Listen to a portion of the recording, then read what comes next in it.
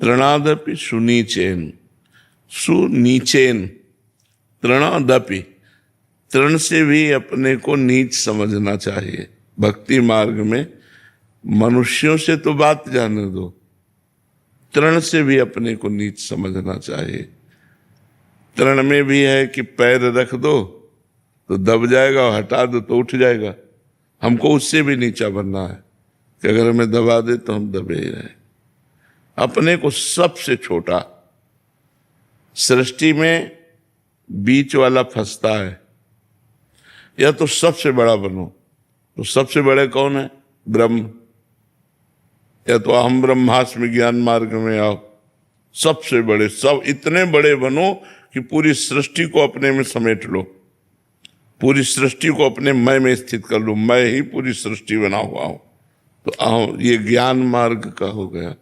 और ये इतने छोटे बनो कि सबसे छोटे बन जाओ, तो भी माया से मुक्त हो सकते हो। नहीं, जो बीच वाला है ये माया के बंधन में ही बंधता है। तो तृणादपि सुनीचेन, अपने को तृण से भी नीच समझे। पर बड़ी कठिन बात है, ये बड़ी कठिन बात है। तृण से भी अपने को नीच समझना है, बहुत कठिन बात है, बहुत कठिन बात है। जैसे कोई प्रवचन में अपने को कहते हैं हम लोग कि हम बड़े अधम हैं, बड़े नीच हैं, पर भगवान की कृपा है, हम लोग भी कहते हैं। ये बात तो अच्छा लगा जब हम कह रहे हैं, लेकिन एक बात आकर के सामने खड़ा होके कहे, फिर मुझे अच्छा लगे, फिर मुझे अच्छा लगे कि ये बात तो मैं भी कह रहा था, आज तुम गवाही दे दिए, बहुत अच्छी बात रही। भगवान की बड़ी कृपा है। भगवान देखो आज साक्षी मिल गया, आज गवाही मिल गया कि मैं नीच हूं, मैं अधम हूं, हम पर अब कृपा करो। पर ऐसा भाव नहीं आएगा, जलन पैदा हो जाएगी, नहीं हो जाएगी? समझ रहे? वही बात हम कह रहे थे।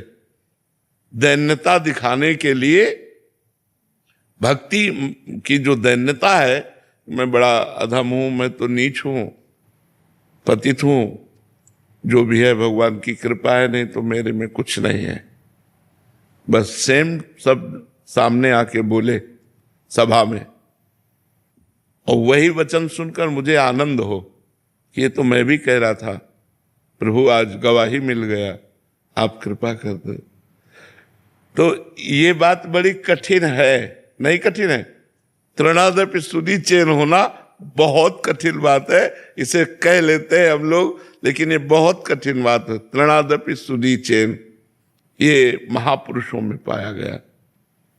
श्री रंगनाथ जी के आचार्य थे, तो वृंदावन में विराजमान थे। तो एक काश्मीरी विद्वान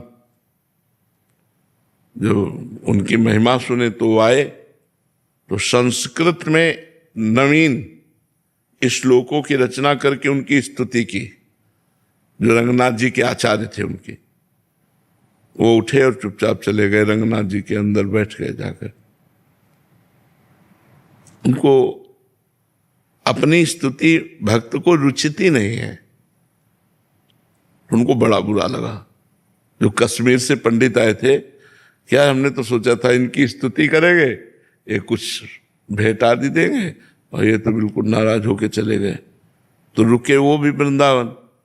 दूसरे दिन वो जो रंगनाथ जी के आचार्य थे, वो हे नाथ पापो हम पाप कर्मा हम, जब स्तुति कर रहे थे तो बगल से निकले और रंगनाथ जी के मंदिर के सामने खड़े होकर के नवीन श्लोक के द्वारा कि प्रभु ये ठीक कह रहा है, ये पापी है, ये पतित है, ऐसा। वो तुरंत रंगनाथ जी के लाखों का हार उतारे और दे दिए। समझ में नहीं आया कि है क्या ये चीज। जब स्तुति की तो उठ के मंदिर में चले गए, और जब उनको कट वचन कहा, अब वो जब चले गए तब रो रो के कहने लगे, प्रभु देखो ये ब्राह्मण है, आप ब्राह्मण वाक्यों को सत्य मानते हैं, तो प्रभु ये सत्य बोल गया कि मैं नीच हूं, मैं पापी हूं, अब तो हम पर कृपा कर दो। और रोने लगे, भाव में आ गए। ये है तृणादपि सुनीचेन। अपने को कहीं कुछ मान लेना तृणादपि सुनीचेन नहीं होगा।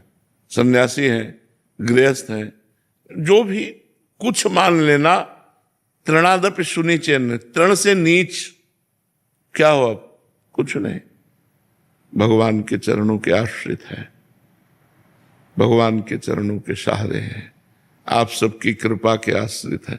वो कितनी बड़ी दैन्यता तृणादपि सुनिचेन में छुपी हुई है कि पूछो मत। महाप्रभु चैतन्य देव जी जगन्नाथ जी के दर्शन कर रहे थे, तो एक माई वो दर्शन में उसको तो महाप्रभु के ऐसे चढ़ करके भीड़ में तो ऐसे दबा, तो भक्तों ने रोका और वो दर्शन कर, महाप्रभु ने कहा कि इसके तो चरण छूने लायक है। कितनी व्याकुलता है जगन्नाथ जी के दर्शन के लिए कि इसको कुछ नहीं दिखाई दे रहा। महाप्रभु को निषेध था, स्त्री स्पर्श संन्यास में थे ना, तो धर्म, तो सब भक्तों ने उसको डांटा। महाप्रभु को कहा इसका तो चरणामृत लेना चाहिए, क्योंकि ये जगन्नाथ जी के दर्शन के लिए कितनी व्याकुल है और वो हमारे ऊपर चरण रख करके दर्शन करना चाहे, ये तो कृपा है। तो मतलब प्रतिकूलता में कृपा देखना, अपमान में भगवान का दुलार देखना, निंदा में वास्तविक वैसे ही अपने को समझना, ये तृणादपि सुनिचेन। कितना महान भक्त होगा जब तृणादपि सुनिचेन हो जाएगा। ये बात कहने की सहज में है, लेकिन जीवन में उतारने की सहज में नहीं भाई, बहुत कठिन है तृणादपि सुनिचेन। अब दूसरी बात आई, तरोर्यु सहिष्णुना, वृक्ष के समान सहनशील हो। जैसे वृक्ष है, उसको आप ईंट मारो तो आपको कुछ देगा, छाल, पत्ता, पुष्प, छाया, वो आपको कहीं दंड नहीं देगा। आप वहां जाओगे वृक्ष के पास तो देगा ही देगा, हरा भरा दर्शन देगा, छाया देगा, पत्र पुष्प फल आदि जो है। आप ईंट प्रहार करो तो भी कुछ देगा, आपको दंड नहीं देगा। ऐसे संत, यदि आप गाली दो, प्रहार करो, अपमान करो, तो आपका मंगल करेगा।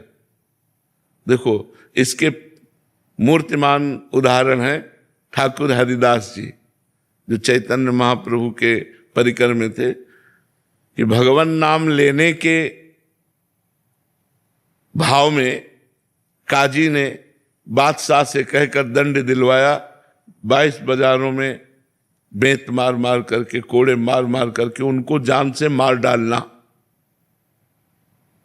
मारा, मारते बेत खून की फवारे निकलती, उसी पर फिर मारते और ये बोलते हरि बोल। जो ही बेंत लगता बोलते हरि बोल, तो वो कहते हरि बोल कहता है, तो मुस्कुरा देते, अब तुम्हारा भी कल्याण हो जाएगा, क्योंकि तुमने 2 बार हरि बोल बोला। उनको अपनी पीड़ा की फिक्र नहीं है, उनको उनके कल्याण की फिक्र है कि जो मार रहे हैं इनका भी कल्याण हो जाए। तरोर्यु सहिष्णुना, वृक्ष के समान सहनशील, बड़ा कठिन विषय है। ये श्लोक कोई सरल श्लोक नहीं, गाने को तो सब लोग गा देते हैं। वृक्ष के समान सहनशील हो। वृक्ष स्वयं धूप सहता है, दूसरों को छाया देता है, वर्षा सहता है, सब सहता है, लेकिन दूसरों को छाल, लकड़ी, पत्र, पुष्प, फल दे, ये परोपकार के लिए ही है। वृक्ष माने परोपकार, तो संत माने परोपकार।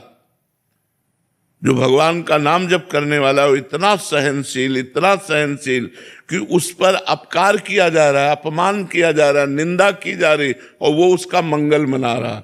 करत जे अनुसहन निंदक, तीनों पे अनुग्रह कियो, जाओ तुम्हारा मंगल हो, कभी तुम्हारा अमंगल न हो। जो उसे मार रहे हैं, जो उसे कष्ट दे रहे, तरोर्यु सहिष्णुना, अमानिना मान देना, अपने में कभी मान की भावना न रखे, अपने को अमानी समझे, क्योंकि तृणादपि सुनिचेन है ना, तो अपने को अमानी समझे।